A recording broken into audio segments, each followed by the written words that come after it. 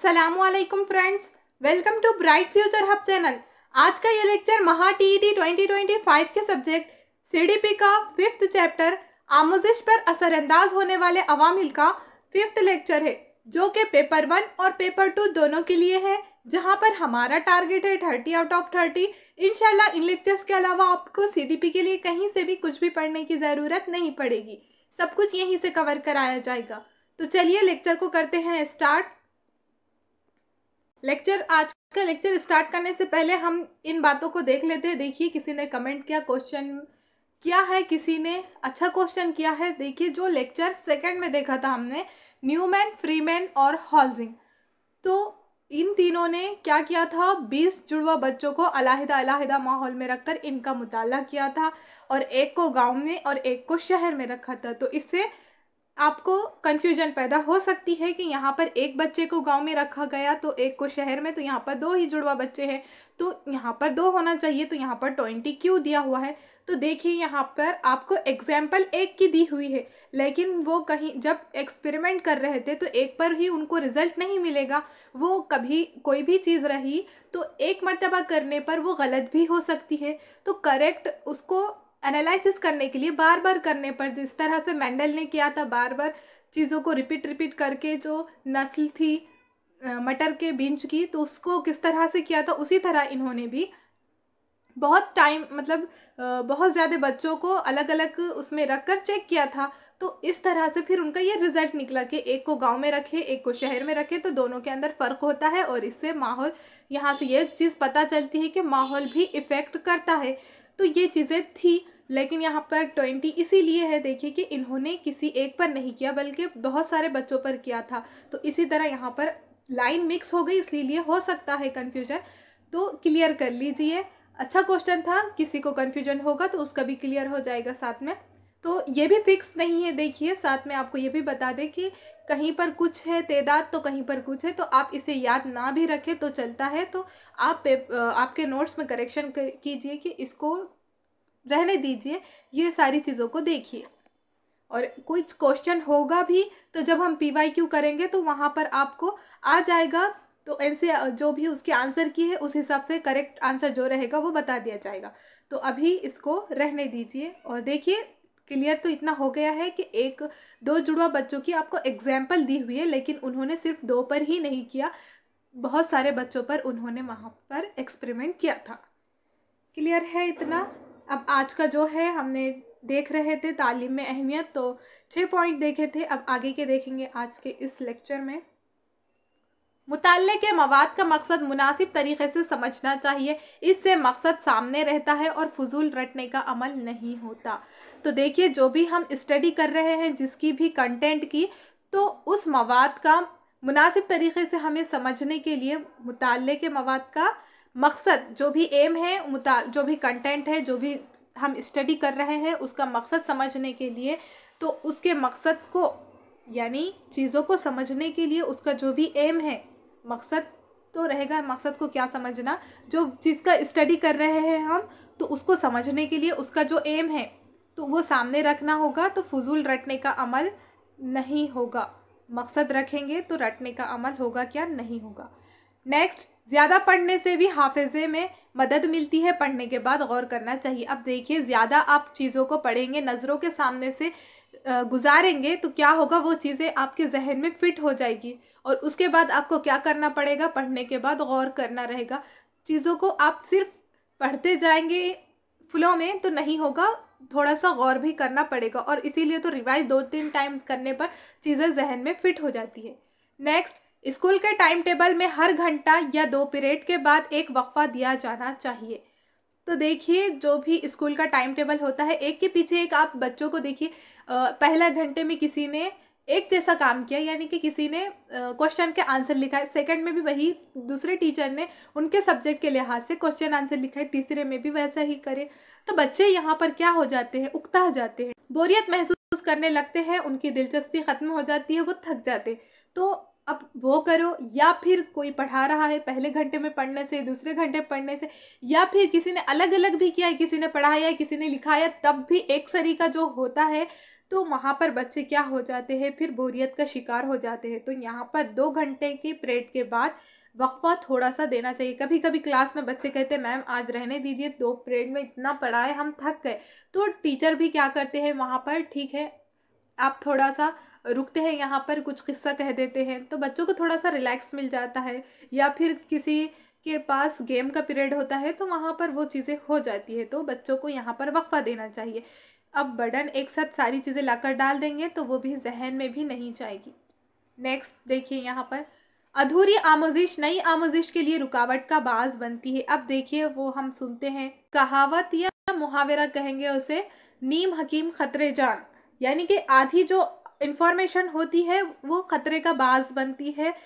तो इसके अंदर यही बताया है कि अधूरी जो लर्निंग रहेगी नई आमोजिश के लिए रुकावट बनेगी, क्योंकि चीज़ों को आपको क्लियर करके लेना चलेगा पड़ेगा, तभी तुम आगे की नई जो इन्फॉर्मेशन रहती है तो उसको अच्छे से कर पाएंगे। इसलिए खुद एतमादी से मुकम्मल आमोजिश करनी चाहिए और खुद को आपको एतमाद हो जाना चाहिए। जो चीज़ आप सीख रहे हैं तो ये सही है, करेक्ट है, आप दूसरों के भरोसे पे चीज़ों को सीखेंगे। सामने गलत बताया जा रहा है, आप उसको भी लर्न कर रहे हैं और आपको एतमाद नहीं है। फिर आप देखिए कोई टीचर क्या करते हैं, क्लास में पढ़ाने के बाद एक क्वेश्चन करते हैं, और ये मुझे भी बहुत अच्छा लगता है। इस तरह से भी बहुत सारे जो टीचर रहते हैं वो यूज़ करते हैं कि बच्चों को क्वेश्चन देने के बाद क्या करते हैं, इसका आंसर जो हाँ गलत होता है उसकी तरफ फोकस करते हैं कि ये है ना, हाँ जितने बच्चे हैं चलो खड़े रह जाओ शाबाश बोल के। तो वहाँ पर बच्चों का कॉन्फिडेंस चेक किया जाता है कि वो आंसर को लेके कितना कॉन्फिडेंस है। जो बच्चे को कॉन्फिडेंस रहेगा, उसने अच्छे से पढ़ा है, तो वो कहेगा नहीं मैम टीचर जो भी है सर आप ये गलत कह रहे हो, ये इसका आंसर ये नहीं, इसका आंसर तो यही है। तो इस तरह से बच्चों को क्या करना है, खुद से मोटिवेटेड रहना है, तो आमोजिश इस तरह से करनी चाहिए। नेक्स्ट, हाफिज़ा फिक्स रहेगा। अब देखेंगे हम फरामोशी भूलने के बारे में।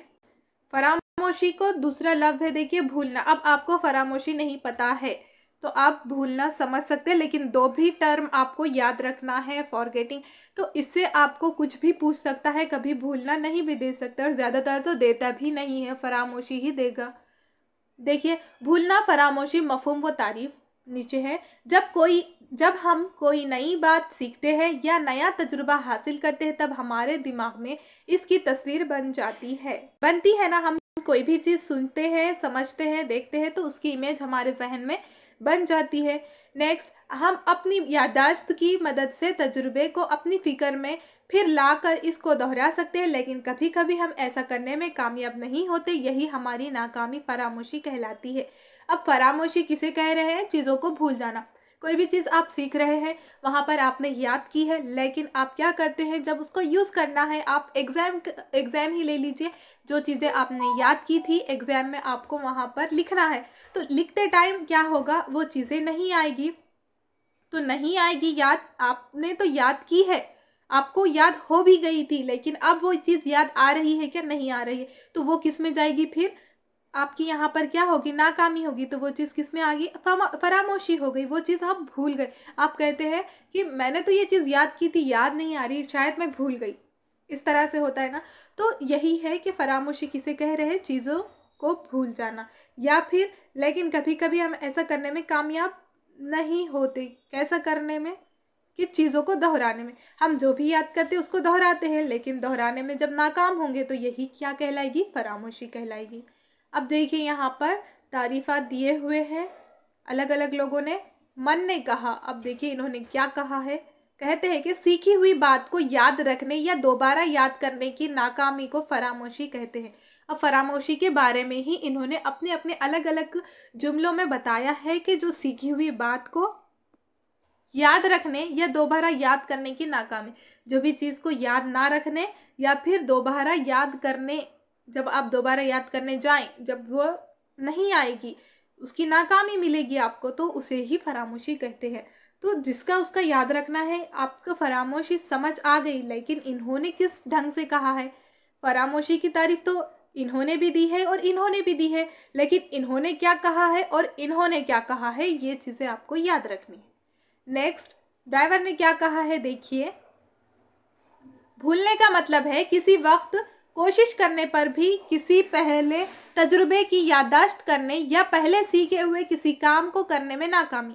इन्होंने बताया है कि भूलने का ये मतलब है कि किसी भी वक्त जब हम कोई भी टाइम पर कोशिश करते हैं करने पर हमें जो पहला तजुर्बा था, जो हमने याद किया था, याददाश्त करने पर सीखी हुई जो है चीज़ वो याद नहीं आ रही है, तो वो किस में आ जाएगी? फरामोशी में आ जाएगी। इसको आप दोबारा दोहराना चाहते हैं, करना चाहते हैं, लेकिन उसमें आपको नाकामी मिल रही है, तो वो किस में आएगी?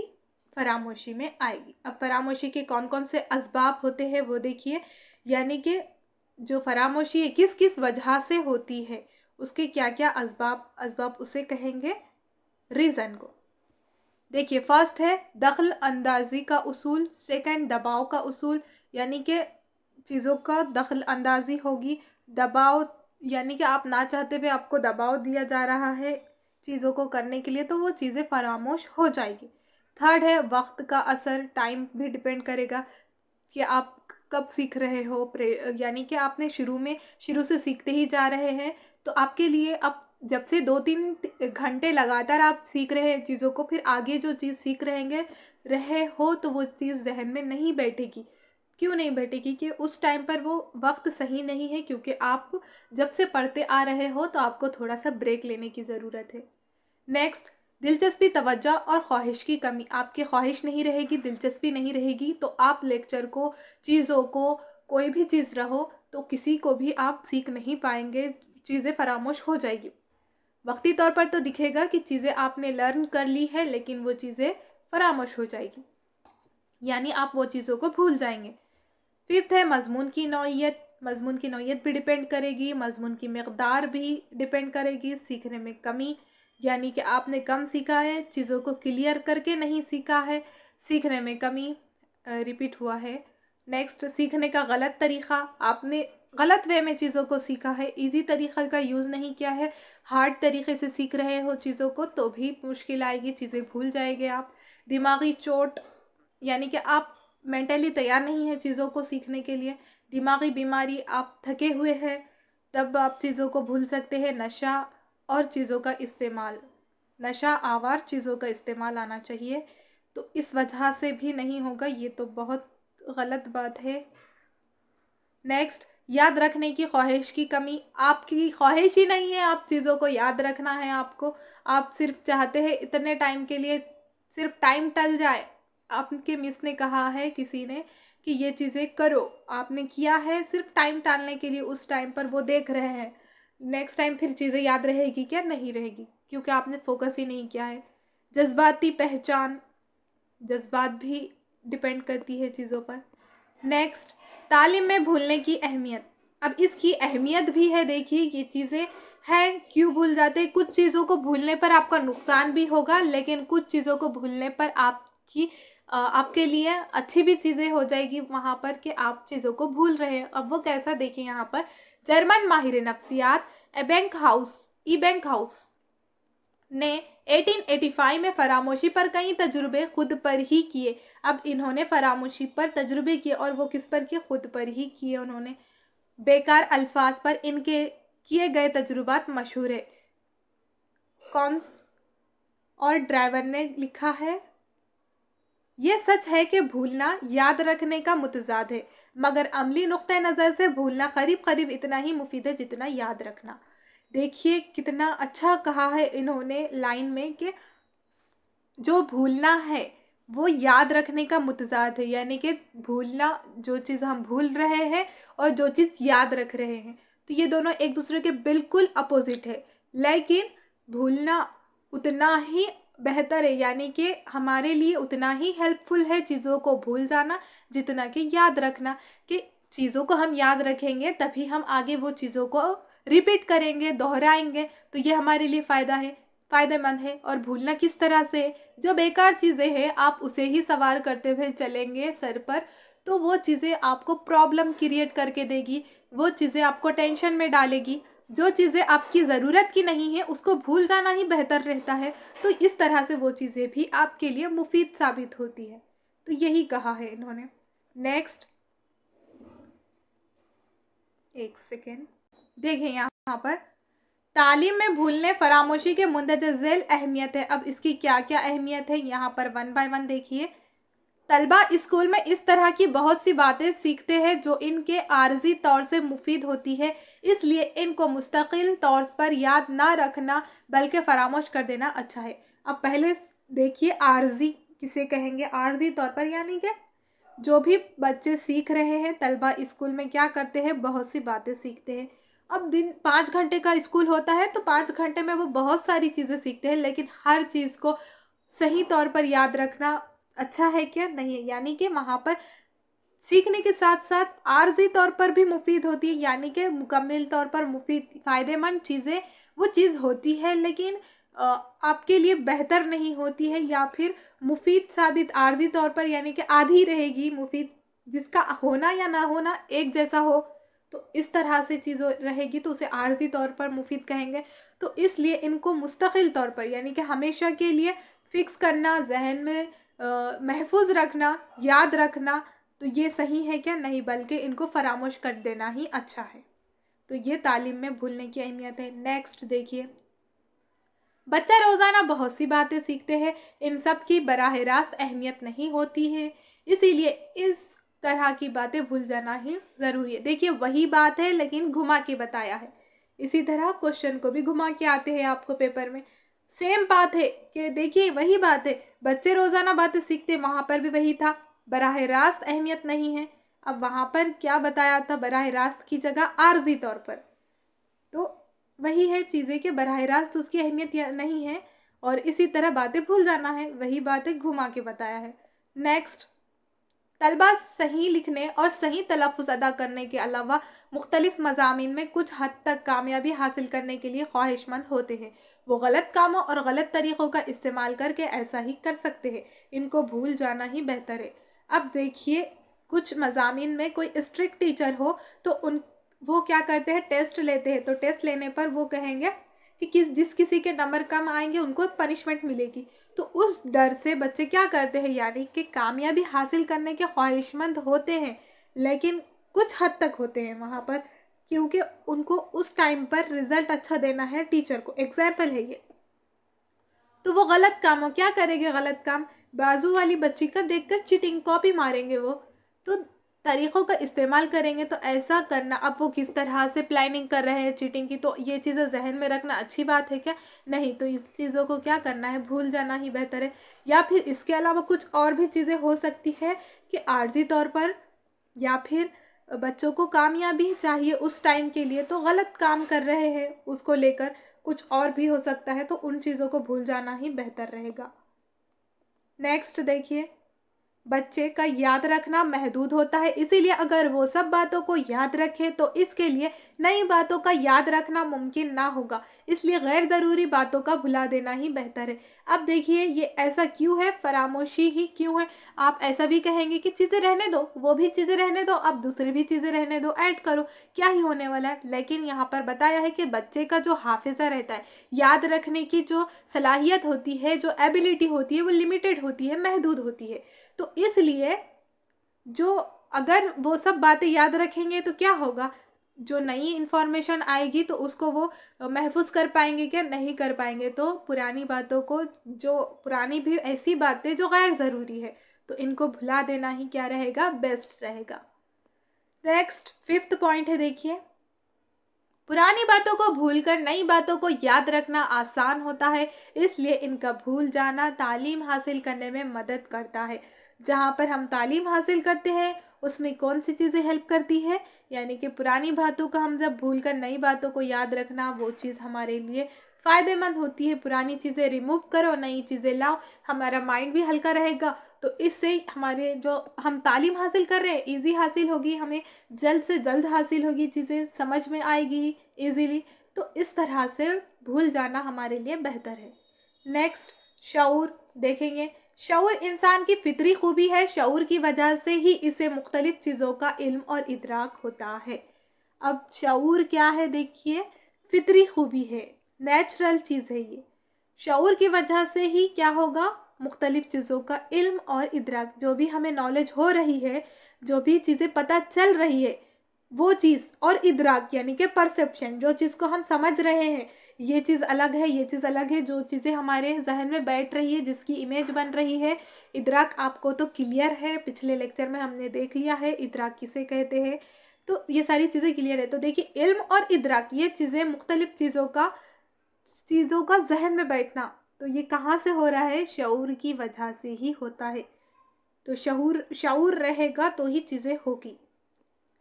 नेक्स्ट देखिए, अगर वो कमरे में बैठकर खाना खा रहा है तो इसे वहाँ से चीज़ों का कुछ ना कुछ इल्म ज़रूर होता है, जैसे पलंग, अलमारी, चटाई वगैरह। लेकिन इसके शऊर का मरकज़ वो खाना होता है जिसे वो खा रहा है। देखिए एग्जाम्पल दी हुई है यहाँ पर कि कोई कमरे में बैठकर खाना खा रहा है, यह रूम है। फ़र्ज़ कीजिए यहाँ पर कोई बैठकर खाना खा रहा है, प्लेट में खाना है, तो यहाँ पर उसके आसपास अलमारी है, पलंग है, पंखा है, ये सारी चीज़ें हैं। लेकिन उसका फोकस, उसे पता है ये सारी चीज़ें हैं, वो देख रहा है, समझ में है, लेकिन चटाई भी है, लेकिन उसका फोकस किस पर है? खाने पर है। खाने को ही देखेगा, वो फोकस खाने पर ही है। या फिर देखिए आजकल क्या हो रहा है, बच्चों के सामने दस्तरखान बिछा हुआ है, लेकिन उनका फोकस आजकल किस पर रह रहा है? फ़ोन के अंदर। तो फ़ोन में देखने से क्या होता है, नीचे वो क्या खा रहे हैं पता नहीं चल रहा है कि वो क्या खा रहे हैं, सिर्फ पूरा जहन फोकस फ़ोन पर है। तो चीज़ें किस तरह से खा रहे हैं, क्या खा रहे हैं, क्या जायका है, आजकल ऐसा हो रहा है, सभी को पता है। तो इस तरह से फोकस यानी कि शऊर, मरकज़ होना ज़रूरी है, तो चीज़ें का वहाँ पर इल्म और इदराक होगा। और एग्जाम्पल अभी अभी ले लीजिए, आप अभी क्या कर रहे हो? लेक्चर देख रहे हो, तो आप कहाँ पर बैठ के देख रहे हो? रूम में बैठ कर देख रहे हो, आसपास आपकी बहुत सारी चीज़ें आपको पता है, लेकिन फोकस किस पर है? फ़ोन के ऊपर, आपके लेक्चर पर है। तो इस तरह से चीज़ों का शऊर में होना ज़रूरी है। नेक्स्ट, तवज्जो, अटेंशन देखेंगे।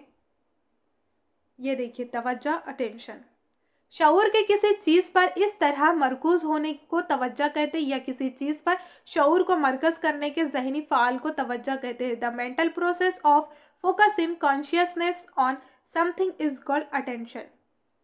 देखिए यहाँ पर फोकस, अच्छा यहाँ पर कंफ्यूज हो रहा है। देखिए यहाँ पर अभी ये जो चीज़ों का पता चल रहा है, कब पता चल रहा है? शऊर में है, तो पलंग, अलमारी, चटाई ये चीज़ें हैं, ये भी पता है, तो ये सारी चीज़ें शऊर में आ जाएगी। शऊर है तभी चीज़ों को, सब चीज़ों की नॉलेज है आपका। लेकिन जब यह मरकज सेंटर बन रहा है, खाना खा रहा है, इसी पर पूरा टोटल फोकस रहेगा, अलमारी, पलंग, चटाई ये कुछ नहीं रहेगा, तब तब क्या होगा? तब तवज्जो, अटेंशन आएगी। देखिए क्लियर कीजिए, अभी जो एक्सप्लेन किया है दोनों मिक्स हो गई थी चीज़ें, तो आपको क्लियर क्या करना है कि जब शऊर में रहेंगे तब पलंग, अलमारी, चटाई ये चीज़ें भी रहेगी, पता रहेगा इन चीज़ों के बारे में।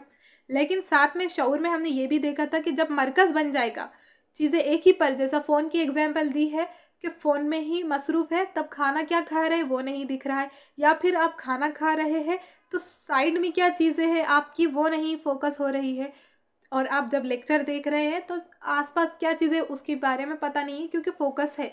अब आपके देखने पर भी डिपेंड करेगा, आप खाना खा रहे हैं लेकिन आजू बाजू आसपास सारी चीज़ों को देख रहे हैं अच्छे से, तो वो अलग बात है, लेकिन टोटल फोकस उसी पर रहेगा, तब वहाँ पर क्या चीज़ आ जाएगी? अटेंशन उसे कहेंगे। नेक्स्ट, चंद माहिरीन, आपको वो अल्फाज से ही समझ आ रही है अटेंशन। नेक्स्ट, चंद माहिरीन की वजाहत है। यहाँ पर देखिए डॉम्बेल ने क्या कहा है, किसी दूसरी चीज़ के बजाय एक ही चीज़ पर शऊर की मरकजियत तवज्जो है, वही बात है इन्होंने कही है, लेकिन इनके अल्फाज में हमने याद रखना है। Focus of consciousness on the thing rather than anything. Next, Drummond, तो तवज्जो हमेशा दिलचस्पी के साथ होती है। किसके साथ होती है? अटेंशन हमेशा दिलचस्पी चीज़ों की रहेगी तभी आप अटेंशन देंगे। कोई चीज़ आप कर रहे हैं, वहाँ पर आपकी दिलचस्पी नहीं है, तब वहाँ पर आपकी अटेंशन नहीं बनेगी। अटेंशन वहाँ पर दिलचस्पी रहना रहेगा, तभी आप अच्छे से तवज्जो से चीज़ों को कर पाएंगे, देख पाएंगे। Attention is always with interest. अब रास ने क्या कहा है, देखिए यहाँ पर तवज्जो ख्याल की किसी चीज़ को जहन के सामने ज़ाहिरी तौर पर हाजिर करने की सरगर्मी है। जो अटेंशन है, ख्याल है, किसी चीज़ को जहन के सामने ज़ाहिरी तौर पर हाजिर करने की सरगर्मी। अब समझने वाली चीज़ें है नहीं, यहाँ पर आपको याद रखना है ये सारी चीज़ें उनके अपने अल्फाज में दी हुई है। सेम चीज़ को लेकर अलग अलग डेफिनेशन है ये। The idea of presenting something in front of mind. Next, तवज्जो के पहलू देखेंगे। तवज्जो के पहलू, एस्पेक्ट्स ऑफ अटेंशन। चंद माहिर नफ्सियात के मुताबिक तवज्जो में शऊरी ज़िंदगी के 3 पहलू है। कितने पहलू है? 3 पहलू है। तवज्जो के पहलू कितने हैं? 3। चंद माहिरीन के नफ्सियात के मुताबिक, माहिरीन नफ्सियात के मुताबिक कौन कौन से है? देखिए, जानना, दूसरा महसूस करना, फील करना, तीसरा ख्वाहिश। अब देखिए इनके बारे में नहीं है ज़्यादा, उनका बताया हुआ है सिर्फ। देखिए, पहला है जात दिमाग। देखिए, दिमागी फ़ेल है। सेकंड, तवज्जो बाहरी यूनिट पर मुनहसर होती है। थर्ड, तवज्जो के दाखिली अनासर दिलचस्पी, फौरी ज़रूरत, जहनी हालत, आदतें और नुक्ते नज़र। आपकी दाखिली अनासर, दिलचस्पी, ज़रूरत क्या है चीज़ों को लेकर, जहनी हालत और आदतें, हैबिट्स, नुक्ते नज़र के हिसाब से रहेगी। फोर्थ है तवज्जो कायम रखने का काम दाखिली अनासिर ही करते हैं। देखिए, थोड़ी बहुत टाइपिंग मिस्टेक है, आपको समझ आ जाएगी पढ़ने पर चीज़ें। नेक्स्ट, थोड़ी बहुत ही है वो। तवज्जो की अक़साम देखेंगे। अब यहाँ पर तवज्जो के 3 अक़साम है। कितने हैं? 3 है। गैर इरादी तवज्जो, सेकंड है इरादी तवज्जो, थर्ड है मामूल के मुताबिक तवज्जो। तो जो है गैर Eradi, non voluntary attention, second Eradi, voluntary attention, third है मामूल के मुताबिक अटेंशन, हैबिचुअल अटेंशन। जो हैबिट रहती है वो क्या मामूल बन जाती है। नेक्स्ट, गैर इरादी तवज्जो जो फर्स्ट है उसको डिटेल में देखिए, हर किसी को 1 बाय 1 देखना है। गैर इरादी तवज्जो, नॉन वॉलेंट्री अटेंशन, ये तवज्जो बाहरी अनासर पर मुनहसर होती है। इसमें फ़र्द के इरादे और मकसद का कोई दखल नहीं होता। छोटे बच्चों में इस तरह की तवज्जो होती है। ये एक दिलकश चीज़ है, दूसरी ज़्यादा खूबसूरत चीज़ की तरफ मबजूल होती रहती है। अब देखिए यहाँ पर ये जो तवज्जो है, अटेंशन है, तो नाम से ही दिख रहा है आपके कि ये गैर इरादी है। यहाँ पर तवज्जो बाहरी अनासर पर मुनहसर होगी, अंदर के नहीं। यानी कि किसी ने आपको बाहर से कह दिया है कि आपको ये एग्ज़ाम को क्वालिफाइड करना है, तो ये आपकी ख़ुद की है कि आप उसमें इंटरेस्टेड नहीं है, लेकिन आपको कहा जा रहा है कि ये काम तो आपको करना ही है। तो ये बाहरी अनासर हो गई। डिपेंड किस पर कर रहा है? बाहरी अनासर पर। इसमें फ़र्द का इरादा, फिर आपका इरादा रहेगा क्या? क्योंकि आपकी दिलचस्पी ही नहीं है उन चीज़ों में, तो आपका इरादा है क्या वो चीज़ को लेकर? नहीं है। मकसद का कोई दखल नहीं होता।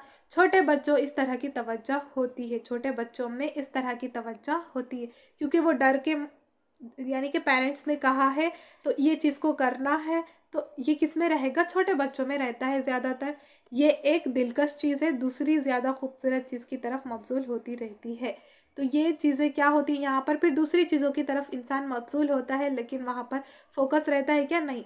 मसलन रंगीन तस्वीर, खिलौने वगैरह, बादल के गरज की तरफ हमारा ध्यान जाता है। अब दूसरी चीज़ें रहेगी यहाँ पर। फ़र्ज़ कीजिए लेक्चर चल रहा है, क्योंकि आपको बताया गया है कि ये चीज़ आपको करनी ही है, तो आप कर तो रहे हैं चीज़ों को, लेकिन जो दिलकश चीज़ें आएगी बीच बीच में आपके, जैसा रंगीन तस्वीर रहेगी, तो आप क्या करेंगे? वो चीज़ तो देख रहे हैं, लेकिन आपका फोकस वहाँ पर रहेगा, खिलौनों की तरफ रहेगा, या फिर कहीं से बादल की गरज आ रही है हल्की फुल्की भी, तब भी आपका अटेंशन वहाँ पर चला जाएगा, ध्यान वहाँ पर जाता रहेगा। नेक्स्ट, इरादी तवज्जो, तो ये क्या रहेगा? अटेंशन तो रहेगी, क्योंकि बाहरी अनासर पर मुनहसर है। आपकी ये एग्जाम्पल दी हुई है कि आपको किसी ने वो क्या है कि आपको ये चीज़ करनी ही करनी है, लेकिन यहाँ पर आप कर रहे हैं चीज़ों को आपके तौर पर भी, लेकिन आप अटेंशन नहीं दे रहे हैं, तो आपका अटेंशन नहीं हो रहा है। किस तरह से समझेंगे? आप खुद से, आपको किसी ने कहा भी नहीं है फ़र्ज़ कीजिए, लेकिन आप चीज़ों को पढ़ रहे हैं, फिर भी आप क्या कर रहे हैं? ये चीज़ पढ़ते टाइम आपका जो फोकस है कहीं और पर जा रहा है, रंगीन तस्वीर की तरफ जा रहा है, बादल की गरज पर जा रहा है, खिलौनों की तरफ, आपके आपके हिसाब से चीज़ों का जो आपको दिलकश लग रही है वहाँ पर जहन जा रहा है, तब वहाँ पर आप किस कंडीशन में आ जाएंगे ये भी बात रखिए जहन में। तो वहाँ पर आप गैर इरादी तवज्जो, नॉन वॉलेंट्री अटेंशन के अंदर चले जाएंगे। नेक्स्ट, इरादी तवज्जो कहाँ पर है देखिए, इरादी तवज्जो वॉलेंट्री अटेंशन, ये तवज्जो बालिगों में होती है। ये तवज्जो कहाँ रहेगी, बालिगों में रहेगी, इसलिए कि इसके लिए सही वो कोशिश ज़रूरी है, ये फ़र्द के मकसद और इरादे पर मुनहसर होती है। मौलिम जब बार बार ध्यान दो ये अहम है ऐसा कहता है, तब तलबा को कशिश करके इरादे करके अपना जहन सबक में लगाते हैं। अब देखिए यहाँ पर ये जो फोकस है तो किसके ऊपर रहेगा, यहाँ पर बालिगों में रहता है, क्योंकि ये खुद से अटेंशन कर पाते हैं और इसलिए वो कोशिश भी करते हैं और फ़र्द में मकसद पर मुनहसर होता है। देखिए यहाँ पर इसी एग्जाम्पल देखिए कि यहाँ पर किसी बच्चे को कहा जाता है, जब एग्ज़ाम होती है छोटे बच्चों को देखिए, तो एग्ज़ाम हो या ना हो, एग्ज़ाम हो रही है फिर भी उनका फोकस ज़्यादातर रहता है क्या, नहीं रहता है, वो इधर उधर चीज़ों को देखते ही रहते हैं। तो यहाँ पर गैर इरादी हरकत होती है, तवज्जो होती है आमतौर पर, लेकिन यहाँ पर इरादी तवज्जो किसकी होगी, बालिग के लिए होगी। यहाँ बालिगों में होती है, अडल्ट में होती है ये चीज़ें, क्योंकि उन्हें पता है कि एग्ज़ाम हमारे सामने है तो चीज़ों को हमें करना ही है, तो वो कोशिश भी करते हैं, उनका इरादा पक्का होता है, मजबूत होता है, उनको क्वालिफाइड करना होता है, चीज़ों को क्लियर करना होता है। और यहाँ पर साथ में क्या होता है, जब टीचर पढ़ाते हैं तब जब मौलिम कहते हैं कि बार बार ध्यान दो, अब पढ़ाते पढ़ाते कहते हैं कि देखिए यहाँ पर जहन दीजिए, 10th के बच्चों का भी फोकस बन जाएगा, यहाँ पर देखिए यहाँ पर ये फोकस कीजिए, ये चीज़ अहम है, IMP क्वेश्चन है, हम यहाँ से ही सीखते हैं, तो यहाँ ये चीज़ आ सकती है एग्जाम में। तो ये फिर इस जुमलों से क्या होगा, बच्चों का अटेंशन और ज़्यादा बढ़ता है। वो कहीं देख रहे थे, नीचे से पेन गिर रहा हुआ था, वो उठाने की कोशिश कर रहे थे, लेकिन टीचर का ये जुमला कहने पर फिर उनका अटेंशन वहाँ पर चला जाएगा, वो चीज़ रहने दो बाद में उठा लेंगे, पहले टीचर क्या समझा रहे हैं उस पर चला जाएगा। तो यहाँ पर फिर जो अटेंशन होगी वो क्या रहेगी, इरादी रहेगी, क्योंकि इरादे के मुताबिक कर रहे हैं आप। तो 2-3 मकसद निकलते हैं यहाँ पर, तो वो तीनों को भी आपको समझना रहेगा। नेक्स्ट, थर्ड देखिए, कंफ्यूज नहीं होना है। मामूल के मुताबिक तवज्जो, हैबिचुअल अटेंशन, ये दिलचस्पी पर मुनहसर होती है, पहले बामकसद तरीके से एक मजमून पर मरकूज करना होता है, मजमून दिलचस्प और पसंदीदा होने पर तवज्जो जारी रहती है, फिर इसी में महू हो जाता है। शायर, फनकार, आलमी वगैरह की तवज्जो इसी किस्म की होती है, तालीम ने ऐसे इसे अहमियत हासिल है। देखिए जो हैबिचुअल है चीज़ें, तो ये क्या होती है, जब आदत हो जाती है, तो आदत कब होती है, जब सबसे पहले क्या होगा, कोई भी चीज़ के अंदर हमें दिलचस्पी होगी, फिर वो बामकसद होगा, यानी कि उसका कोई मकसद रहेगा, तो एक मजमून को मरकूज करना रहेगा वहाँ पर। अब यहाँ पर देखिए एग्जाम्पल मजमून को लेकर दी हुई है, तो इस हिसाब से समझिए कि चीज़ के अंदर आपको दिलचस्पी, कोई भी सब्जेक्ट के अंदर आपको दिलचस्पी है, उसका मकसद भी पता है आपको, तो उस चीज़ के अंदर फिर क्या होगा, दिलचस्पी, पसंदीदा, तवज्जो जारी रहेगी। अब ये भी बड़ों में ही होती है, ज़्यादातर छोटों में भी हो सकती है, लेकिन ज़्यादातर किस में होती है, बड़ों में होती है। जब आपको किसी मजमून पसंद आ गया कोई चीज़ और उसके अंदर आपकी दिलचस्पी बन गई, उसका मकसद बन गया आपका, तो पसंदीदा चीज़ पर फिर वो जो फोकस रहेगा जारी रहेगा। आपको कोई चीज़ बता दी जाए तो वो चीज़ बीच में कोई चीज़, कोई जुमला कह दिया है किसी ने, कोई चीज़ हो रही है सामने, तो उसकी तरफ आपका ध्यान नहीं भटकेगा, आपका पूरा फोकस होगा। तो किस तरह से होगा, देखिए एग्जाम्पल, शायर क्या होता है, शायरी में महू हो जाते हैं, उसी के अंदर उसी के अंदर क्या हो जाएंगे, पूरा फोकस उसी में ही रहेगा, उसी के अंदर पूरा अपने आप को ढाल लेंगे। और फनकार भी क्या करता है, आलमी फन, वो सारी चीज़ें क्या है, जब कोई फोकस, अब कोई आप वर्क भी कर रहे हो, आपका अहम वर्क है, अटेंशन पूरी है, तो अब आप क्या करते हैं, पूरी तरह से उसी चीज़ के अंदर लग जाते हैं, महू हो जाते हैं। तो तालीम ने इसे अहमियत हासिल है। लास्ट में क्या करते हैं बच्चे, जो नहीं भी पढ़ते हैं, जो पढ़ते भी हैं, एग्ज़ाम से 8 दिन पहले वो एकदम महू हो जाते हैं स्टडी के अंदर। तो ये सारी चीज़ें महू में होती है, लेकिन यहाँ पर हम क्या देख रहे हैं, आपको ये बात नहीं लेनी है कि महू हो जाते हैं वो तालीम के अंदर, लेकिन यहाँ पर एक चीज़ को लेकर, यानी कि कोई मजमून आपको पसंद आ गया हो, तो उसके अंदर जैसे किसी को क्या होता है, सब्जेक्ट होते हैं, किसी को उर्दू पसंद आती है तो वो उर्दू में पीएचडी करते हैं और उसी के अंदर डीप में चले जाते हैं, कोई शायरी में हो जाते हैं, कोई किसी को साइंस पसंद होता है वो साइंस फैकल्टी में चले जाते हैं, साइंटिस्ट बनते हैं। तो इस तरह से जो हैबिट बन जाती है उनकी, मामूल के मुताबिक चीज़ों को करते रहते हैं, फोकस पूरा उसी में रहता है, तो वो चीज़ें किस में आएगी फिर, मामूल के मुताबिक तवज्जो, हैबिचुअल अटेंशन, और बहुत सारी चीज़ें आती है, लेकिन इतना समझ लिए तो काफ़ी हो जाएगा आपके लिए। नेक्स्ट, दिलचस्पी, इंटरेस्ट देखेंगे। दिलचस्पी यानी किसी मजमून के लिए दिली लगाव, ये शौक़, दिलचस्पी, लगाव दिमाग का खुसूसी झुकाव या रुझान की वजह से कायम रहता है। अब दिलचस्पी क्या है, दिली लगाव, आपका शौक़ होना चाहिए चीज़ों के अंदर, दिलचस्पी होनी चाहिए, लगाव, ये चीज़ें एक दूसरे से रिलेट करती है। दिमाग का खुसूसी झुकाव, ये भी चीज़ें सब अलग अलग लफ्ज़ है देखिए, लेकिन मीनिंग सबका एक ही निकल रहा है, ऐसा हमें दिखता है। रुझान की वजह से कायम रहता है। तो ये सारी चीज़ें आपको समझ आ गई है, क्योंकि अलग अलग टर्म देखकर आपको एक्सप्लेन करने की ज़रूरत नहीं है। नेक्स्ट, दिलचस्पी के 2 हिस्से हैं, 2 पार्ट है।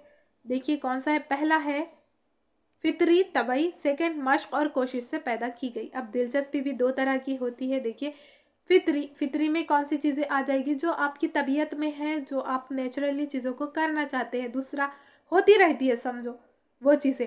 नेक्स्ट क्या रहेगी, मश्क और कोशिश से पैदा होगी।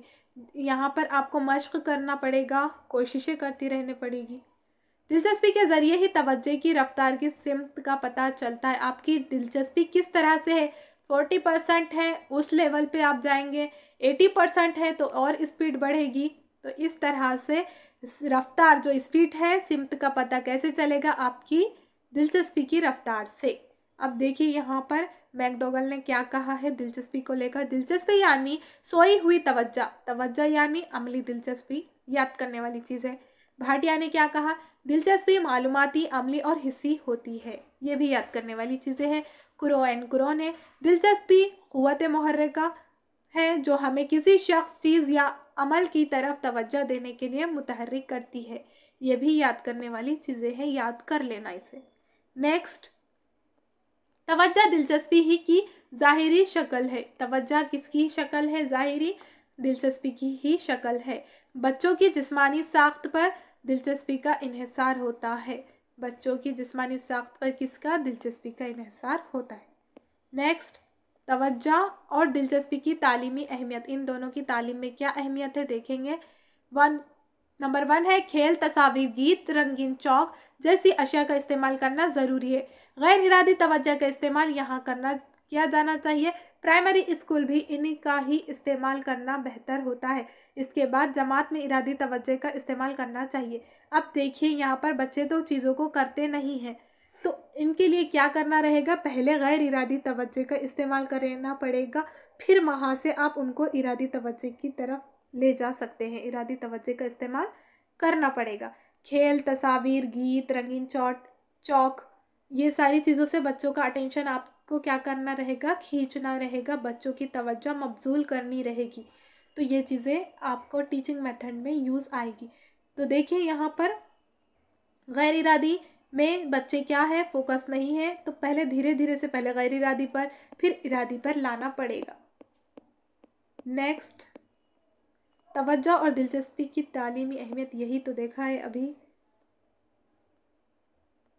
सेकंड पॉइंट है रह गया, देखिए दिलचस्पी पर ही तवज्जो के फ़रोग़ का इन्हिसार है। तवज्जो का इन्हिसार किस पर है, तवज्जो किस पर डिपेंड कर रही है, दिलचस्पी पर ही होगा। दिलचस्पी रहेगी तभी तो अटेंशन कर पाएंगे, तवज्जो दे पाएंगे आप चीज़ों को। दिलचस्पी का फ़रोग़ देने का जिम्मेदार खुद मौलिम होता है। अब देखिए जिम्मेदार किसको ठहराया हुआ है, इन्होंने मौलिम को ठहराया हुआ है। अब देखा जाए तो क्वेश्चन में कभी से आ गया कि बच्चों ने शरारत की और बच्चों ने दिलचस्पी नहीं दी, जिसकी वजह से बच्चों का एग्ज़ाम वो पेपर में कम मार्क्स लाए हैं, तो इसका ज़िम्मेदार कौन होगा, टीचर ने अच्छे से पढ़ाया है लेकिन फिर भी हुआ, तब भी यहाँ पर ज़िम्मेदार कौन होगा, मौलिम होगा, क्योंकि टीचर, बच्चे को समझ नहीं आया तो क्यों नहीं आया, ये चीज़ जांच करनी चाहिए थी, किसने, टीचर ने। तो बच्चों को फिर दिलचस्पी बच्चों की खींचनी चाहिए थी, तवज्जो खींचनी चाहिए थी। खेल के ज़रिए, तस्वीर के ज़रिए, गीत के ज़रिए, रंगीन चौक का इस्तेमाल करके और तस्वीर बना के, तो इस तरह से ज़िम्मेदार किसको ठहराया हुआ है? असातिज़ा को। असातिज़ा ही उसके ज़िम्मेदार रहेंगे। नेक्स्ट, जज्बाती तवाज़ुन, इमोशनल बैलेंस देखेंगे आज यहाँ पर। जज्बा किसी फ़र्द में पूरे जिस्मानी निज़ाम की हिजानी कैफ़ियत का नाम है। मसलन चेहरा सुर्ख़ हो जाना, जिस्म का थरथराना, काँपना, चीखना, हँसना, चिल्लाना वग़ैरह। अब जो जज़्बात है कहाँ से एक्सप्रेस होते हैं? देखिए, जो इमोशन है कहाँ से ज़ाहिर होते हैं? जिस्मानी, जो हमारी फ़िज़िकल चीज़ें, यानी कि जो जिस्मानी आज़ा है, वहाँ से हिजानी कैफ़ियत का नाम है ये। देखिए, ये टर्म याद रखिए, किसका नाम है? हिजानी कैफ़ियत का नाम है। तो ये कहाँ से चीज़ें हमारी ज़ाहिर होती है? जब चेहरा सुर्ख़ हो जाता है तो गुस्से में है, जिस्म थरथराता है यानी कि कुछ गलत हुआ है, और कोई काँपता है यानी कि डर गया है बच्चा, वहाँ पर चीखता है तो कुछ चीज़ें उसके वहाँ पर कुछ करंट लगा होगा, गिर गया होगा। हँसता है यानी कि वहाँ पर खुशी मिली है। चिल्लाता है तो किसी को पुकार रहा है चिल्लाकर। तो ये चीज़ें कहाँ से हासिल ज़ाहिर होती है चीज़ें? तो ये चीज़ें किस में आएगी? तो ये चीज़ें जज्बे में आएगी, जज्बात से ज़ाहिर हो रही है चीज़ें। नेक्स्ट, जज्बा एक ऐसा पेचीदा अमल है जिसमें बहुत से नफ्सियाती पहलू शामिल होते हैं। अब ये एक पेचीदा अमल है, ये बात भी याद रखने वाली है कि जज्बा एक पेचीदा अमल है जिसमें बहुत सी नफ्सियाती पहलू शामिल होते हैं। नफ्सियाती पहलू यहाँ पर चीज़ें इमोशन पर डिपेंड करेगी। कुछ माहिरीन के नज़दीक जज्बात सिर्फ 3 नौइयत के होते हैं। अब देखिए, कुछ के नज़दीक जज्बात जो है वो सिर्फ और सिर्फ 3 नौइयत के हैं। कौन कौन से हैं? गुस्सा, एंगर, सेकंड है खौफ, फोबिया, थर्ड है मोहब्बत, लव। यानी कि सिर्फ गुस्से को लेकर खौफ रहेगा और मोहब्बत रहेगी। तो इन्हीं को उन्होंने क्या कहा है? जज्बा कहा है। कुछ माहिरीन के नज़दीक ये चीज़ है। नेक्स्ट देखिए, विलियम जेम्स, ये देखिए, तमाम जज्बात को 2 किस्मों में तकसीम किया। अब जज्बात को लेकर हर किसी ने, किसी के मुताबिक 3 है, कुछ के मुताबिक 3 है, और वो 3 कौन-कौन से ये भी याद रखना है। अब विलियम जेम्स के मुताबिक जो जज्बात है वो उन्होंने कितनी किस्में बताई है? उसकी 2 टाइप्स बताए हैं। पहला है आला, सुपेरियर, सेकंड है अदना, इन्फीरियर। थर्ड देखिए, स्टाउट ने भी जज्बे की 2 किस्में बताई है। अब इन्होंने कितने? 2 बताई है। और कौन-कौन सी? इनकी भी याद रखना है, इनकी भी याद रखना है। पहला इब्तिदाई जज्बात, इनिशियल इमोशन, सेकंड है माखूज जज्बात, ड्राइव्ड इमोशन। नेक्स्ट, मैकडोगल की बनाई फहरिस्त मशहूर है। अब देखिए, इनकी बनाई हुई, किसकी बनाई हुई? नाम कितने आए हैं आज के लेक्चर में? देखिए, सभी को याद रखना है। तो इनकी बनाई हुई जो फहरिस्त है, कभी भी कुछ भी पूछेगा, हर बार चीज़ों को यहाँ से पूछ ले ऐसा ज़रूरी नहीं है। कभी कुछ पूछता है, कभी कुछ पूछता है, इसलिए सारी चीज़ें तो पढ़ना ज़रूरी है। नेक्स्ट, वो 14 ख़ास जज्बात की फहरिस्त पेश की। अब इन्होंने कितने? 14 पेश किए। तो ये भी क्लियर करना चाहिए आपको। आप इस तरह से लिख सकते हैं एक साइड में कि कुछ माहिरीन के नज़दीक 3 है, और 3 कौन-कौन से? इस तरह से लिखकर विलियम ने 2 बताए, स्टाउट ने 2 बताए, और मैकडोगल ने कितने? 14 जज्बात की फहरिस्त पेश की। फहरिस्त आपको नहीं है उनकी। मैकडोगल के मुताबिक इंसान मुख्तलिफ बुनियादी जिस्मानी ज़रूरतों और जबलतों के साथ मुख्तलिफ जज्बात से वाबस्ता है। किससे है? ये बुनियादी जिस्मानी ज़रूरत जो भी रहेंगी हमारी, जबलतों के साथ, मुख्तलिफ जज्बात के साथ वाबस्ता है। मसलन देखिए, मिसाल दी हुई है, ख़तरे से बचने की जबलत से जज्बा खौफ का ताल्लुक़ है। अब जबलत यानी कि ज़रूरत समझ सकते हैं हम यहाँ पर कि ख़तरे से बचने की हमारी, हम कोई भी ख़तरा होगा वहाँ पर, उससे बचने की हमें ज़रूरत है। तो जज्बा यहाँ पर क्या होगा? नहीं, ज़रूरत नहीं आएगी यहाँ पर। जो जज्बा रहेगा, देखिए यहाँ पर जो ख़तरा रहेगा, यहाँ पर ख़तरा आ रहा है, यानी कि आपके सामने फ़र्ज़ कीजिए शेर आ गया है। अचानक से मार्केट के अंदर क्या आया है? शेर आया है। सॉरी, कुछ भी बन जा रहा है, छोड़ दीजिए इसे। तो क्या है? शेर आया है। तो वहाँ पर आपको क्या होगा? खौफ पैदा होगा। तो यही क्या, किस में आ जाएगी फिर ये चीज़ें? जज्बात में आ जाएगी। क्लियर है? नेक्स्ट, दाखिली और ख़ारिजी तहरीक। देखिए, इंटरनल एंड एक्सटर्नल मोटिवेशन। तहरीक बर्ताव में तब्दीली लाती है, तहरीक मकसद देती है, जोश पैदा करती है, हौसला और ताकत देती है। तहरीक, मोटिवेशन बहुत ज़रूरी है। हमने पहले भी पढ़ा था तहरीक के बारे में। तो तहरीक से क्या होता है? चेंजेस आती है, तब्दीलियाँ आती है, तहरीक क्या करेगी, फिर मकसद देगी कि जब हमारे पास तहरीक, हम मोटिवेटेड रहेंगे चीज़ों को लेकर, तो वहाँ पर हमारे अंदर मकसद रहेगा चीज़ों को लेकर कि क्या करना है, इसका मकसद क्या रहेगा, फिर जोश भी पैदा होगा, हम चीज़ों को लेकर मोटिवेटेड हो जाएंगे, तब वहाँ पर हमारे अंदर जोश भी पैदा होगा, हौसला और ताकत भी बढ़ेगी। नेक्स्ट, तहरीक की दो किस्में हैं, मोटिवेशन की दो किस्में हैं, 2 टाइप्स है। देखिए, पहला है दाखिली तहरीक, मुस्बत पॉजिटिव इंटरनल मोटिवेशन आ जाएगा उसमें। सेकंड है खारिजी तहरीक, मनफी एक्सटर्नल मोटिवेशन, निगेटिव चीज़ें रहेगी इसमें। देखिए वन बाय वन। दाखिली तहरीक मुस्बत इंटरनल मोटिवेशन, इस तहरीक में बच्चा किसी काम को अपनी मर्जी से करता है। इस काम को करने से इसे खुशी और इत्मीनान हासिल होता है। मौल्लिम मुख्तलिफ सरगर्मियों का इनेकाद करके, मुख्तलिफ हालात पैदा करके तलबा को दाखिली तहरीक फराहम करता है।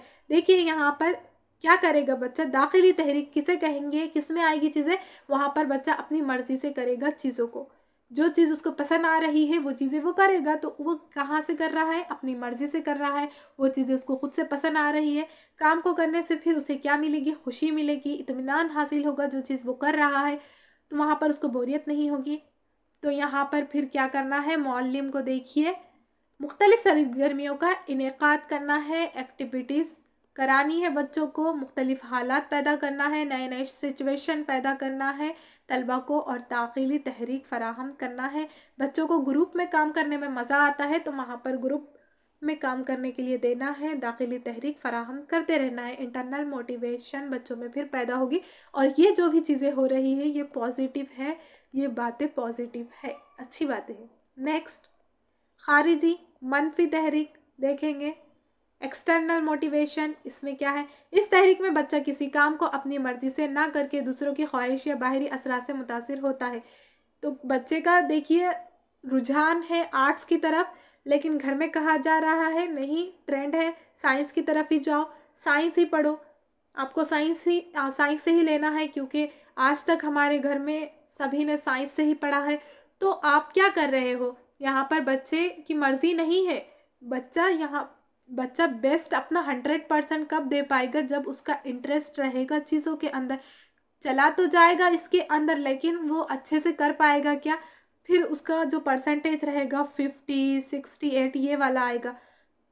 लेकिन वही उसकी जब मर्जी रहेगी, मुस्बत पॉजिटिव चीज़ों की तरफ रहेगा, तो वहाँ पर 100% देता है।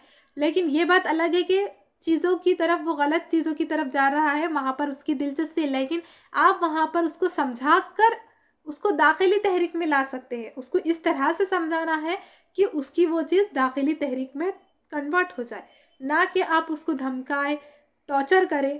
तो इस टॉर्चर करने से, धमकाने से फिर क्या होगा, यहाँ पर बच्चे का अपनी मर्जी ना रहेगी, यहाँ पर बच्चे की मर्जी नहीं रहेगी, यहाँ पर फिर किसकी रहेगी, दूसरों की ख्वाहिश रहेगी, बाहरी असरात मुतासिर करेंगे। इस काम को करके इसे कोई मखसूस या मुकर्ररा मकसद हासिल नहीं होगा। तलबा को मुतहर्रिक करने के लिए दाखिली तहरीक का तजुर्बा करना ज़्यादा बेहतर है। तो देखिए यहाँ पर भी बताया है कि इसके बजाय दाखिली जो तहरीक है वो बेहतर रहेगी। एक तो क्या करना है, चीज़ें सही चल रही है, वो बच्चा सही वे में जा रहा है, लेकिन उसे वो पसंद है तो उसकी तरफ जाने दीजिए उसे। लेकिन आपको लग रहा है वो चीज़ नहीं है, तो आप उस तरह से उसे मोटिवेटेड कीजिए, उस तरह से चीज़ों को समझाइए कि वो चीज़ें उसकी खारिजी की बजाय दाखिली चीज़ों में चली जाए। तो यहाँ पर दाखिली तहरीक का तजुर्बा करना ज़्यादा बेहतर है। इसकी वजह यह है कि खारिजी तहरीक तलबा में अदम दिलचस्पी का रुझान पैदा करती है, क्योंकि यही वजह है कि अभी मैंने बताया है कि अब बच्चा आर्ट्स से रहता है, उसकी जो दिलचस्पी है आर्ट्स में है, लेकिन आप उसे कह रहे हैं साइंस से कीजिए चीज़ों को, तो फिर उसकी चीज़ें अदम रहेगी, यानी कि चीज़ें उसकी दिलचस्पी कैसी रहेगी, अधूरी रहेगी, नहीं रहेगी उसमें, तो रुझान पैदा होगा क्या, फिर नहीं होगा वहाँ पर। नेक्स्ट, अगर खारिजी तहरीक देकर कामयाबी नहीं मिलती, तो दाखिली तहरीक देकर कामयाबी नहीं मिलती है तो खारिजी तहरीक का तजुर्बा करना चाहिए। अब देखिए यहाँ पर कुछ चीज़ें ऐसी होती है कि बच्चे गलत डिसीजन लेते हैं, लेकिन वहाँ पर आपको करना है, तब आखिरी स्टेज में आपको क्या करना है, दाखिली से काम नहीं बन रहा है, लेकिन आपको लग रहा है यही चीज़ सही है, यही चीज़ उसको करनी है, तब वहाँ पर आप खारिजी तहरीक की हेल्प लेनी चाहिए, तजुर्बा करना चाहिए। सीखने की ख्वाहिश के बगैर सीखना बेमाने है। अब वहाँ पर जहाँ पर ख्वाहिश ही नहीं रहेगी तो वहाँ पर वो चीज़ें बेमाने हो जाएगी। तो बच्चों को पहले ख्वाहिश बच्चों के अंदर पैदा करनी चाहिए, यानी किसी मजमून के लिए दिलचस्पी पैदा करना ही तहरीक है। और ये उस्ताद का काम होता है, पेरेंट्स का काम होता है। अब यहाँ पर उस्ताद और टीचर के बारे में है तो टीचर का काम रहेगा कि दिलचस्पी पैदा करना, तहरीक देना बच्चों को, क्योंकि बच्चे तो जाएंगे ही पढ़ना। बच्चों को, हर किसी को ही बोर लगता है, तो इसका मतलब ये नहीं होगा कि आप बच्चों को छोड़ दें, क्योंकि बच्चों का खेल खेल की तरफ जहन है। तो ऐसा भी नहीं है। बच्चों को खारिजी आप ले सकते हैं उस टाइम पर हेल्प, खारिजी तहरीक की, और इसकी मदद से आप बच्चों को फिर अंदर दिलचस्पी पैदा करके बच्चों की तहरीक बढ़ाएं। नेक्स्ट, तरगीब की बात की जाए, वो चीज़ जो आपको कुछ करने के लिए हिम्मत व हौसला दे, यानी आपको किसी चीज़ को कराना है तो आप हौसला दे सकते, देखिए आप ये कर लेंगे तो इसके बदले में आपको ये चीज़ इनाम में मिलेगी। तो यहाँ पर फिर बच्चे भी दिलचस्पी से चीज़ों को करने लगेंगे। तहरीक के लिए तरगीब की मनसूबाबंदी करनी चाहिए। आपको तहरीक देना है, यानी कि बच्चों के अंदर मोटिवेशन पैदा करना है, तो इसके लिए आपको तरगीब देनी रहेगी। इसीलिए तो क्विज़ का भी एग्ज़ाम देना रहता है। तो वहाँ पर आपका मकसद होता है, इस्लामिक जब क्विज़ एग्ज़ाम निकलते हैं तो मकसद क्या रहता है कि इस्लाम के बारे में बच्चों को दीनी मालूमात हो जाए। लेकिन बच्चे उस तरह से तो नहीं पढ़ते हैं, तो उन्हें किस तरह से तरगीब दी जाती है, ट्रॉफ़ी, इनाम, कोई साइकिल इनाम देकर, इस तरह से बच्चों को वहाँ पर बच्चों को बताते हैं कि आप ये करेंगे तो आपको तरगीब में, यानी कि इनाम में ये मिलेगा। तो इस तरह से आपको मनसूबा बंदी करते हैं वहाँ पर। तो इस तरह से तहरीक मिलती है। तहरीक के लिए क्या होगी फिर ज़रूरत, तरगीब की बनेगी। तहरीक दाखिली होती है। अब जो भी तहरीक रहेगी वो कैसी होती है, दाखिली। तरगीब खारिजी होती है, और जो तरगीब है वो कैसी है, खारिजी, क्योंकि तरगीब का काम ही हो रहा है कि आप बच्चों को उस तरफ ले जा रहे हैं चीज़ों की तरफ, तो ये खारिजी ही है। चीज़ें बच्चे खुद से कर रहे हैं, इनाम की उनको लालच नहीं है, तब वो दाखिली में जाएगा। लेकिन इनाम की लालच हो रही है तब वो चीज़ खारिजी में जाएगी। भूख प्यास ये तहरीकात है, और वाह वाह करने से गाने वाले को तहरीक मिलती है। मुकाबला, तरक्की का एहसास, तारीफ, सज़ा, इनाम, कामयाबी व नाकामी ये तरगीब कहलाती है। अब बच्चा इस क्लास में कोई क्वेश्चन का आंसर दिया उसने, तो आपने शाबाश कहा तो उसको तहरीक मिलती है वहाँ पर उस टाइम पर। और किसी ने गाना गाया, कुछ पढ़कर सुनाया, आपने वाह वाह कहा, तब भी उसको क्या मिलेगी, तहरीक मिलेगी। नेक्स्ट, मुकाबले में तरक्की का एहसास, तारीफ, सज़ा, इनाम, कामयाबी, नाकामी ये सारी चीज़ों से बच्चों को तरगीब मिलती है। ना ही सिर्फ और सिर्फ चीज़ों को देना, यानी कि आपको गिफ्ट्स बच्चों को देना, यही तरगीब में चीज़ें आएगी क्या, नहीं। इसके अलावा तरगीब का नाम ये भी रहेगा कि आपने छोटी मोटी तरगीब आप दे सकते हैं चीज़ों के लिहाज से। आपका किसी बच्चे ने होमवर्क अच्छे से कर कर लाया है, या फिर कोई चीज़ अच्छे से वर्क किया है, जो आपने प्रोजेक्ट दिया है वो चीज़ अच्छे की है, तो सामने वो बच्चे को लाकर उसका नाम बताकर बच्चों को और उसके बारे में चंद लाइन कह दिए, बहुत खूब, आपने बहुत अच्छा किया है, देखिए इनसे सीखिए। इस तरह से कहने से भी बच्चों को क्या होती है, यहाँ पर तहरीक मिलती है। तो तहरीक का काम, तरगीब देने से बच्चों को तहरीक मिलती है। तो तहरीक ना सिर्फ ट्रॉफ़ी, इनाम, गिफ्ट से ही नहीं, बल्कि आपके अल्फाज भी तरगीब का काम कर जाते हैं। तो बच्चों को इस तरह से तरगीब देनी है। तो यहाँ पर देखिए, कभी कभी आपको भी ये चीज़ें आती होगी, आप में से कोई करते भी होंगे, क्योंकि यहाँ पर आप सभी टीचर्स हैं।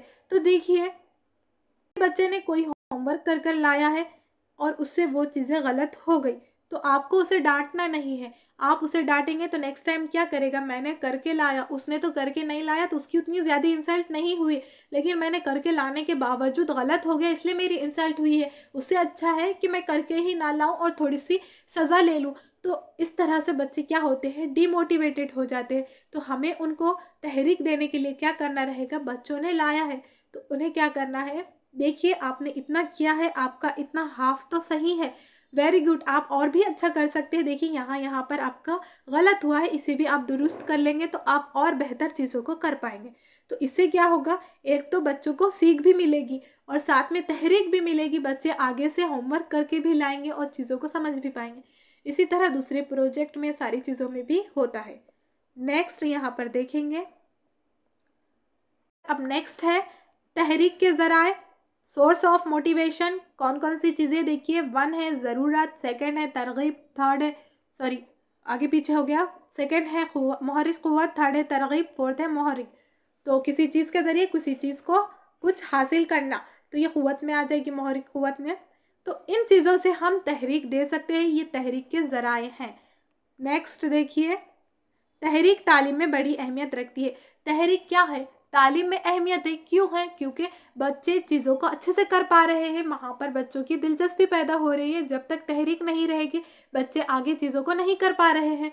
तो बच्चों की दिलचस्पी बढ़ाने के लिए बच्चों को तहरीक देना है, और मालिम के लिए बड़ी कारामद है। कारामद क्यों है, क्योंकि जब आप कुछ चीज़ को पढ़ा रहे हैं बच्चे उसकी तरफ राग़िब नहीं है, तो सबसे पहले आपको क्या करना रहेगा, तहरीक देनी रहेगी बच्चों को, बच्चों की दिलचस्पी लानी रहेगी, तभी बच्चे सीख पाएंगे। तो इसके अंदर ये मौलिम की हेल्प करेगी कि मौलिम को एक रास्ता दिखा रही है कि आप यहाँ पर तहरीक दो बच्चों को। तहरीक दाखिली खारिजी दो भी होती है, तो किस तरह से देना है उस टाइम पर देखना रहेगा टीचर को, तो ये हेल्प करेगी चीज़ें। तो देखिए आज हमने क्या क्या देखा है। यहाँ पर हमारा जो 5th चैप्टर है, एक सेकेंड, क्या, तो ये आज कंप्लीट हो गया है पूरा। आमोजिश पर असरअंदाज होने वाले अवामिल लेक्चर को बढ़ा कर इसीलिए लिया गया है कि सारी चीज़ें आपकी कवर हो जाए। और देखिए हम जो ले रहे थे प्रैक्टिस क्वेश्चन, उसमें 10, 12 इस तरह 6, 7, 5, 6 इस तरह से ही क्वेश्चन हो रहे थे, और टाइम कम है, आपको दूसरी भी चीज़ें करनी है।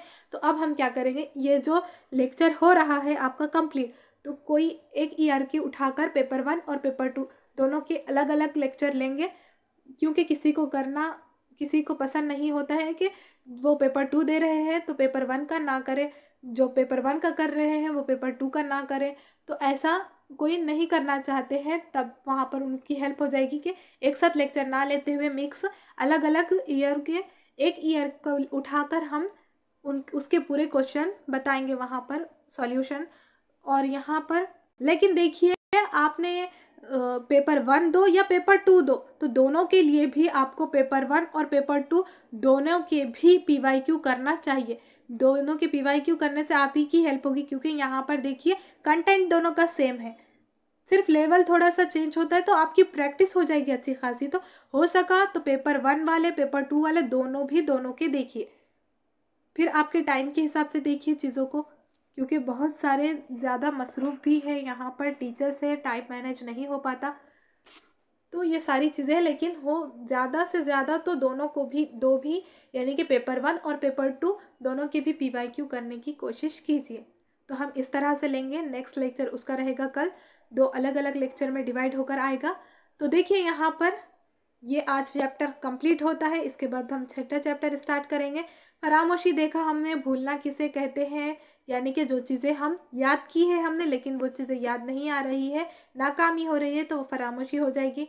और फरामोशी के असबाब देखे, फिर तालीम में उसकी भूलने की अहमियत देखे कि किस तरह से कुछ चीज़ों को भूल जाना भी हमारे लिए फ़ायदेमंद है।